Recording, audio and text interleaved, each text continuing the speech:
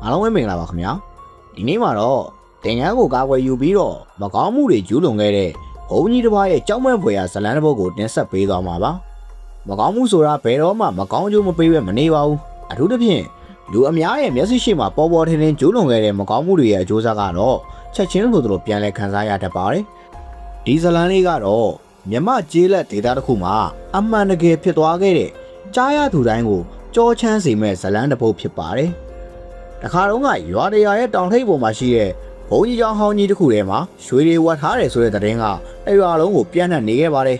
အဲ့ဒီသတင်းကလူအများရဲ့ပါဇက်ဖျားမှာရေပန်းစားနေခဲ့ပြီးတော့အဲ့ဒီရွှေတွေကိုလိုချင်တဲ့သူတွေကလည်းမနေမနှောရှိခဲ့ပါတယ်အဲ့ဒီသတင်းကိုကြားသိခဲ့ရတဲ့မောင်ချင်းနဲ့မမောင်ဆိုတဲ့ညီကိုနှစ်ယောက်ကလည်းဖျားနာနေတဲ့ဖခင်ကြီးကိုဆေးကုသဖို့အတွက်ငွေကြေးအလွန်အမင်းလိုအပ်နေတာကြောင့်အဲ့ဒီဘုံကြီးကျောင်းဟောင်းကရွှေတွေကိုရှာဝေဖို့အတွက်ဆုံးဖြတ်ခဲ့ကြပါတယ်တို့ညီကိုနှစ်ယောက်ကတာမန်သူတွေမဟုတ်ပါဘူးအလွန်အစွမ်းထက်တဲ့ကိုဝမ်းမန်တန်အသက်ပညာကိုတက်မြောက်ကျွမ်းကျင်သူတွေပါတို့နှစ်ယောက်ကရွှေတွေကိုရှာဖို့အတွက်အဲ့ဒီရွာကိုထွက်လာကြပါတယ်ရွာအဝင်လမ်းကိုရောက်မှာတော့ဘ누구ကိုမေးမြန်းစုံစမ်းရမယ်မသိပဲလမ်းစာပြောင်းနေတော့အဖိုးဦးကျော်ဆိုတဲ့အဖိုးတယောက်ကသူတို့ကိုလာရောက်နှုတ်ဆက်ခဲ့ပါတယ်အဖိုးဦးကျော်ကရွာရဲ့ရှေ့မီနောက်မီဇက်ကြောင်းတွေကိုအလုံးစုံသိရှိသူတယောက်ဖြစ်ပါတယ်အဖိုးကျော်ကမောင်ချစ်နဲ့မောင်မောင်တို့ကိုမြင်တော့စိတ်ဝင်တစားနဲ့မေးမြန်းခဲ့ပါတယ်ဟေးကောင်းလေးတို့ဘယ်ကိုသွားကြမလို့လဲခရီးပန်းလို့ခဏနားမလို့ဒါမှမဟုတ်တခုခုဝယ်မလို့ရှာနေကြတာလားအဖိုးရှိမှာတော့ဟင်းသီးဟင်းရွက်တွေရောင်းစရာရှိတယ်ကွယ်လို့ပြောကနှုတ်ဆက်လိုက်ပါတယ်အဲဒီခါမှာမောင်ချစ်ကအဖိုးကျွန်တော်တို့ရွှေတွေဝယ်ထားတယ်လို့ပြောတယ်ဘုန်းကြီးကျောင်းဟောင်းကိုသွားတဲ့လမ်းကိုမေးမလို့ပါလို့ပြန်ဖြေခဲ့ပါတယ်အဖိုးဦးကျော်ကအဲ့ဒီစကားကိုကြားတဲ့အခါအံ့ဩသွားတဲ့ပုံစံနဲ့ရွာနဲ့ဝေးတဲ့တောင်ထိပ်ပေါ်ကဘုန်းကြီးကျောင်းဟောင်းကိုလား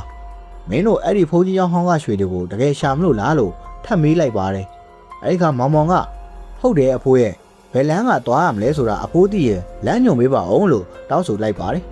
်အဖိုးဦးကျော်ကခဏစဉ်းစားပြီးတော့အေးဒါဆိုရင်လေငါတော့လိုက်ခဲ့လို့ပြောကသူတို့ညီကိုနှစ်ယောက်ကိုသူ့ရဲ့တဲအိမ်လေးစီကိုခေါ်သွားခဲ့ပါတယ်အဖိုးဦးကျော်ကမမောင်နဲ့မောင်ချစ်တို့ကိုသူ့ရဲ့အိမ်ရှိကကွက်ပစ်ပေါ်မှာထိုင်ပြီးစကားပြောဖို့ဖိတ်ခေါ်ခဲ့ပါတယ်အဖိုးဦးကျော်ကစိုးရိမ်တကြီးနဲ့မင်းတို့ဘုန်းကြီးကျောင်းဟောင်းကရွှေတွေကိုတကယ်ရှာမလို့လားအဲ့ဒီနေရာကနေသွားရှာတဲ့လူတွေကဘယ်သူမှပြန်မလာဘူးဆိုတာကိုမင်းတို့မသိဘူးလားလို့မေးလိုက်ပါတယ်မောင်ချစ်ကရဲရဲဝန်းဝန်းနဲ့ပဲဟုတ်ကဲ့သိပါတယ်အဖိုးကျွန်တော်တို့အဲ့ဒီအကြောင်းကိုလည်းကြားပါတယ်ဒါပေမဲ့ကျွန်တော်တို့ညီကိုနှစ်ယောက်မကြောက်ပါဘူးကျွန်တော်တို့မှာအစွမ်းထက်တဲ့မန်နယ်ပညာရက်တွေရှိတယ်ကျွန်တော်တို့ဘာလို့မှမကြောက်ဘူးလို့ပြန်ဖြေခဲ့ပါတယ်အဖိုးဦးကျော်ကတော့တပ်ပြင်းချရင်းနဲ့ပဲပညာရှိတိုင်းအရာရာကိုအနိုင်ယူနိုင်တာမဟုတ်ဘူးကွအဲ့ဒီဘုန်းကြီးကျောင်းမှာရွှေဆောင်နေတဲ့ဘုန်းကြီးတစ်စီရှိရဲဆိုတာကိုမင်းတို့မသိဘူးလားလို့ပြောလိုက်တဲ့အခါမောင်ချင်းနဲ့မောင်မောင်တို့မျက်လုံးပြူးသွားခဲ့ကြပါတယ်အဲ့ဒီနောက်မှာတော့အဖိုးဦးကျော်ကအတိတ်ကအကြောင်းတွေကိုစတင်ပြောပြပါတော့တယ်အရင်တုန်းကအဲ့ဒီဘုန်းကြီးကျောင်းမှာတရင်သုံးခဲ့တဲ့ဘုန်းကြီးတစ်ပါးရှိရဲကွအဲ့ဒီဘုန်းကြီးရဲ့အမည်ကဘုန်းကြီးကုမာရလို့ခေါ်တယ်သူကတီလာလည်းမဆောင်တလို့တရားလမ်းလည်းမလိုက်နာတဲ့ဘုန်းကြီးတစ်ပါးပဲအမျိုးသမီးတွေနဲ့ပတ်သက်ပြီးတော့ကာမဂုဏ်တွေတောက်အစားတွေအရက်သေးစားတွေကိုလည်းတောက်စားလေးရှိတယ်ဒါကြောင့်ရွာသားတွေကတီးမခံနိုင်တဲ့ဆိုအဲ့ဒီဘုန်းကြီးကျောင်းရှိသွားပြီးတော့ဘုန်းကြီးကုမာရကိုထွက်သွားဖို့အတွက်ဝိုင်းဝန်းပြောဆိုကြတယ်ရွာသားတွေသွားပြောတဲ့အခါမှာအဲ့ဒီဘုန်းကြီးကုမာရကရွာသားတွေကိုမှော်ပညာနဲ့ဒုက္ခပေးမယ်ဆိုပြီးတော့ပြန်လဲချင်းချောက်တယ်ရွာသားတွေကလည်းတွားဒီလိုဘုန်းကြီးမျိုးအလုံးမရှိဘူးထွက်သွားဆိုပြီးတော့ပြောကအဲ့ဒီဘုန်းကြီးကိုကဲလုံးတွေနဲ့ပစ္စည်းတွေနဲ့ဝိုင်းပေါက်လိုက်ကြပါတော့တယ်နောက်ဆုံးဘုန်းကြီးရဲ့အပြုတ်မှုတွေကိုမခံနိုင်တဲ့အခြားဘုန်းကြီးတွေကလည်းအခြားဘုန်းကြီးကျောင်းကိုထွက်ပြေးသွားကြပါတော့တယ်အဲ့ဒီနောက်ဘုန်းကြီးကုမာရကပြုတ်ဝက်စမ်းကြွယ်စွာနဲ့ပျောက်ကွယ်သွားပါတော့တယ်မော်ပညာတွေအလွန်ကျွံသုံးဆွဲပြီးတော့မကောင်းတဲ့အစီအစဉ်တွေလုပ်ခဲ့တာကြောင့်နောက်ဆုံးမှာဘုန်းကြီးတစ်စီဖြစ်သွားတယ်လို့ကောလာဟာလာတွေထွက်ပေါ်ခဲ့ရဲဆိုပြီးတော့အဖိုးဦးကျော်ကပြောလိုက်ပါတယ်အဲ့နောက်ဒီလိုသတင်းတွေကြားပြီးတော့မင်းတို့တွေဆက်သွားကြအောင်မလို့လားအဖိုးကိုယ်တိုင်အဲ့ဒီနေ့ကအဖြစ်ပြက်မှာပါဝင်ခဲ့တဲ့သူတယောက်ပဲကညမာကတလောက်ပြင်းထန်ပြီးအဲ့ဒီဘုန်းကြီးကျောင်းမှာဆယ်စုနှစ်ပေါင်းများစွာရွှေဆောင်တဲ့ဘုန်းကြီးတစ်စီဖြစ်သွားလိမ့်မယ်ဆိုတာကတကယ်မယုံနိုင်စရာပဲလို့ပြောလိုက်ပါတယ်မောင်ချစ်ကတော့ကျွန်တော်တို့မကြောက်ပါဘူးအဖိုးရဲ့ကျွန်တော်တို့အများကြီးရင်ဆိုင်ခဲ့ရပြီးပါပြီကျွန်တော်တို့ညီကိုတွေအတူတူပူးပေါင်းပြီးအနာယူနိုင်မှသိကြပါတယ်လို့ပြန်ပြောလိုက်ပါတယ်အဲဒီခါမမောင်ကဟုတ်တယ်အဖိုးရဲ့တယောက်တည်းထက်နှစ်ယောက်တိုက်တာကပိုပြီးတော့ကောင်းတယ်ဒါကြောင့်အဖိုးကျွန်တော်တို့ကိုရွှေတွေရောင်းပြီးတော့ ဖခင်ကိုဆေးကုနိုင်အောင်လို့အဲ့ဒီဘုန်းကြီးเจ้าကိုလမ်းညွှန်ပေးပါလို့ထပ်ပြောလိုက်ပါတယ်အဖိုးကျော်ကတပ်ပြင်းချရင်လည်းအေးဒါဆိုရင်လည်းဘယ်လိုသွားရမလဲဘယ်လမ်းကသွားရမလဲဆိုတာငါမင်းတို့နှစ်ယောက်ပြောပြမယ်ငါလည်းအကုန်တတိပေးပြီးပြီဆိုတော့ကောင်းလေးနှစ်ယောက်ဂရုတစိုက်သွားကြကွာလို့ပြောလိုက်ပါတယ်မောင်ချစ်နဲ့မောင်မောင်ကတော့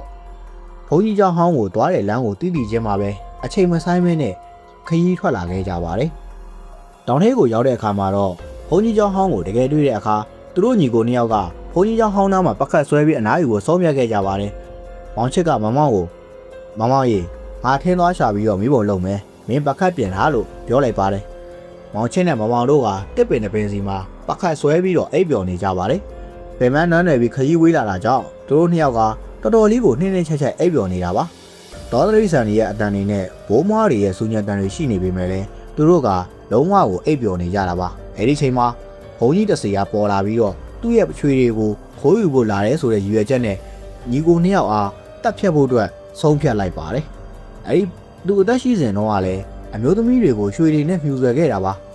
ဘုံကြီးတစ်စီကမောင်ချစ်စီကိုတရဇက်ထဲပြေးဝင်လာပါတော့မောင်ချစ်ကတိတိချင်းအမြန်ရှောင်နေလိုက်ပါတယ်သူ့ရဲ့အိတ်ကိုအမြန်ဆွဲပြီးတော့မော်ဆိုင်နဲ့ဆန်တွေကိုမှုတ်ပြီးဘုံကြီးတစ်စီရဲ့ကိုယ်ပေါ်ကိုပြစ်ပေါက်လိုက်ပါတယ်ဘုံကြီးတစ်စီကနာကျင်မှုနဲ့အော်ဟစ်လိုက်ပါတယ်အနီးနားမှာရှိတဲ့မောင်မောင်ကလည်းဘုံကြီးတစ်စီတတိလက်လို့ဖြစ်နေတဲ့အချိန်အခွင့်ကောင်းယူပြီးတော့မှော်သားကိုဆွဲတော့ပြီးဘုံကြီးတစ်စီရဲ့ကြောဘက်ကိုထိုးဖို့ကြိုးစားပါတယ်ဒါပေမဲ့မမိလိုက်ပါဘူးဘုံကြီးတစ်စီကမော်သားကိုပုတ်ထုတ်လိုက်ပြီးတော့မောင်မောင်ရဲ့လေပင်ကိုဖမ်းထုတ်လိုက်တာကြောင့်မောင်မောင်ကလေထဲကိုမြောက်တက်သွားပါတယ်ညီဖြစ်သူရဲ့အသက်ကိုသေးစေတော့မယ်လို့မြင်တဲ့အခါမောင်ချစ်ကချက်ချင်းပဲမှော်ပညာနဲ့မန်နန်ကိုရွတ်ဆိုလိုက်တဲ့အခါဘုံကြီးတစ်စီကိုရစ်ပတ်စေမဲ့မှော်မန်နန်ကျိုးဟာပေါ်လာခဲ့ပြီးဘုံကြီးတစ်စီရဲ့ခန္ဓာကိုယ်ကိုဝိုင်းရံထားလိုက်ပါတယ်အဲဒီခါကျမှမောင်မောင်ကလည်းဘုံကြီးတစ်စီရဲ့လက်ကနေလွတ်မြောက်သွားပါတော့တယ်ဘုံကြီးတစ်စီရဲ့လက်ကနေလွတ်မြောက်သွားပြီးတဲ့နောက်မှာတော့မောင်မောင်ကမောင်ချစ်နဲ့အတူတူမှော်ပညာကျိုးနဲ့ဘုံကြီးတစ်စီရဲ့ကိုရစ်ပတ်ပြီးထိချုပ်ဖို့အတွက်မန်နန်ကိုအတူတူရစ်ဆိုကြပါတယ်ဒါပေမဲ့ဘုံကြီးတစ်စီရဲ့စွမ်းအားကမောင်မောင်နဲ့မောင်ချစ်တို့ရဲ့ထင်ထားတာထက်ကိုပိုများနေပါတယ်ဘုံကြီးတစ်စီကမော်ကျိုးကနေလွတ်မြောက်သွားတဲ့အခါမောင်ချစ်နဲ့မောင်မောင်တို့ကအတူတူဆူဝေးပြီးတော့နတ်ဆိုးရဲ့စွမ်းအားနဲ့အာတာကိုဆွတ်ချဖို့အတွက်အတူတူမန်နန်ရွတ်ဆိုကြပါတယ်မောင်ချစ်နဲ့မောင်မောင်တို့ရဲ့မန်နန်တောင်တွေတဖြည်းဖြည်းကျဲတောင်လာပေမဲ့ဘုံကြီးတစ်စီကတော့အလွယ်တကူအရှုံးမပေးခဲ့ပါဘူးမောင်မောင်စီကိုပြေဝင်သွားပြီးတော့သူ့ရဲ့ကြောပုံကိုခုံတက်ကမောင်မောင်ကိုကိုက်ဖို့အတွက်ကြိုးစားပါတယ်ဒါပေမဲ့မောင်ချစ်ကမန်နန်ကိုရွတ်ဆိုတာရက်ပြီးဟိုထားတဲ့မော်ဒါနဲ့ထုတ်ယူကဘုံကြီးတစ်စီရဲ့ကိုပေါ်ကိုနက်ရှိုင်းနဲ့ဒဏ်ရာတစ်ခုရအောင်ထိုးလိုက်ပါတယ်ဒါကြောင့်ဘုံကြီးတစ်စီကမောင်မောင်ရဲ့ကြောပေါ်ကနေခုံဆင်းပြီးတော့နောက်ဆုတ်သွားပါတယ်ဒဏ်ရာရနေပေမဲ့လည်းသူ့ရဲ့ရှင်ထဲမှာတော့တိုက်ခိုက်လို့စိတ်တွေပြည့်ညံ့နေပြီးတော့မောင်ချစ်နဲ့မောင်မောင်တို့ကိုအမြဲတမ်းစောင့်ကြည့်နေပါတယ်ဘုံကြီးတစ်စီကမောင်ချစ်နဲ့မောင်မောင်တို့စီထပ်မံပြေးဝင်လာဖို့အတွက်ဆုံးဖြတ်လိုက်ပါတယ်မောင်ချစ်ကသူ့ရဲ့မော်သားနဲ့ဘုံကြီးတစ်စီရဲ့ရင်ဘတ်အလဲကိုပြစ်ပေါက်လိုက်တာလေထဲမှာပဲရက်တံမှုဆုံးဖြတ်လိုက်ပါတယ်ဒါကြောင့်ဘုံကြီးတစ်စီကနောက်ပြန်လဲကြပြီးတော့နာကျင်မှုနဲ့မြေပေါ်ကိုပြုတ်ကျသွားပါတယ်ဘုံကြီးတစ်စီအမားလို့ပြီးတော့ရုံးနေတယ်မဲဆိုတာကိုမြင်တဲ့အခါမောင်မောင်နဲ့မောင်ချစ်တို့ကတုံရင်နေတဲ့ဘုံကြီးတစ်စီရဲ့ခန္ဓာကိုယ်ရှိမှရက်လိုက်ပြီးတော့မန်နာကိုဗျိုင်းလို့ရွတ်ဆိုလိုက်ပါတယ်မောင်မောင်နဲ့မောင်ချစ်တို့ရဲ့မန်နာကသူတို့ရဲ့ဝိညာဉ်ခန္ဓာကိုယ်တွေကိုခေါ်တော့ပြီးတော့ကိုယ်ပွားမန်နန်နဲ့တိုက်ခိုက်ဖို့ပြင်တဲ့အဆင့်မြင့်မော်မန်နန်တစ်ခုပါမောင်ချစ်နဲ့မောင်မောင်တို့နဲ့တူတဲ့ဝိညာဉ်ခန္ဓာကိုယ်နှစ်ခုပေါ်လာပြီးတော့ဘုံကြီးတစ်စီရဲ့လက်နက်ဖက်ကိုတယောက်တစ်ဖက်စီကင်ဆွဲထားပါတယ်နာကျင်မှုနဲ့အော်ဟစ်တန်တွေကမန်နာရွတ်ဆိုတန်ကိုရက်တန့်စေနိုင်ခဲ့ခြင်းမရှိပါဘူးနောက်ဆုံးမှာတော့ဘုံကြီးတစ်စီရဲ့ခန္ဓာကိုယ်ကဖုံမုတ်တွေအဖြစ်ပျောက်ကွယ်သွားပါတော့တယ်ညီကိုနှစ်ယောက်စလုံးတညာလုံးဘုံကြီးတစ်စီနဲ့တိုက်ခိုက်တဲ့အခါအချိန်အကုန်လို့ကုန်မှမသိကုန်သွားခဲ့ပါတယ်နေမေရဲ့အာယုံဦးအလေးအောင်ကသူတို့ရှာဖွေနေတဲ့အရာကိုပြသခဲ့ပါတယ်အဲ့ဒါကတော့ဘယ်သူမှမသိဘူးခဲ့တဲ့ပျက်စီးရဲ့အပျက်စီးတွေကြားရဲ့အောက်မှာဝတ်ထားတဲ့ရွှေတက်တာပါပဲမောင်ချစ်နဲ့မောင်မောင်တို့ဒါကိုမြင်တဲ့အခါအောင်မီဆိုတဲ့အချက်ပြချက်အဖြစ်ခေါင်းငိမ့်ပြခဲ့ကြပါတယ်ရွှေတွေအများကြီးကိုတွေးခဲ့ပေမဲ့သူတို့ညီကိုနှစ်ယောက်ကရွှေတွေအကုန်လုံးကိုနှစ်ယောက်တည်းပိုင်ဆိုင်ရမယ်ဆိုတဲ့စိတ်လုံးဝမရှိခဲ့ပါဘူးသူတို့ကရွာသားတွေစီကိုဝေငှပေးဖို့ဆုံးဖြတ်ခဲ့ကြပြီးဖခင်ဈေးကူးသားဖို့အတွက်ရွှေအချို့သာယူမယ်လို့ဆုံးဖြတ်လိုက်ပါတယ်ရွာကိုပြန်ရောက်တဲ့အခါမှာတော့အပိုးကျော်ကညီကိုနှစ်ယောက်စလုံးကိုဝမ်းသာအားရနဲ့ကြိုဆိုလိုက်ပါတယ်မင်းတို့ညီကိုနှစ်ယောက်ကိုကျေးဇူးတင်ပါတယ်ငါတို့တရွာလုံးကို6လန့်နေတဲ့ဘုံကြီးတစ်စေကိုအခုလိုနှိမ်နှင်းပေးတဲ့အတွက်ကြောင့်ပေါ့အဲဒီခါမောင်ချစ်ကကျေးဇူးတင်စရာမလိုပါဘူးအဖိုးရဲ့ကျွန်တော်တို့ကဒါအဖိုးကိုကျေးဇူးတင်ရမှာပါအဖိုးကကျွန်တော်တို့ကိုအဲဒီဘုံကြီးကျောင်းဟောင်းကိုသွားတဲ့လမ်းကိုလမ်းညွန်ပေးခဲ့တာကြောင့်လို့ပြောလိုက်ပါတယ်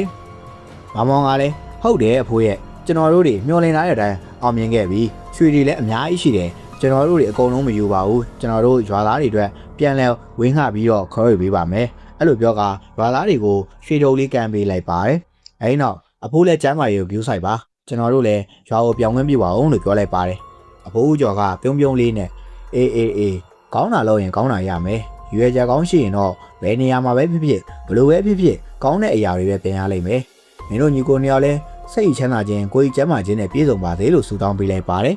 မောင်ချစ်နဲ့မောင်တို့ကကျေးဇူးတင်ပါတယ်အဖိုးကျွန်တော်တို့သွားတော့မယ်နော်တနေ့နေ့မှာပြန်ဆောင်ကြတာပေါ့လို့နှုတ်ဆက်ပြီးရွာကိုပြန်သွားခဲ့ကြပါတယ်ကဲပရိသတ်ကြီးရေတရေချောက်တဲ့ဘုန်းကြီးเจ้าတွေတကယ်ရှိတယ်ဆိုတာဘုန်းကြီးပစ္စည်းတွေတကယ်ရှိတာကိုတင်းတို့ယုံပါသလားတင်းတို့အိမ်သားကဘုန်းကြီးเจ้าဟောင်းနေမှာတကယ်ဆိုရင်ရှိနေနိုင်မလား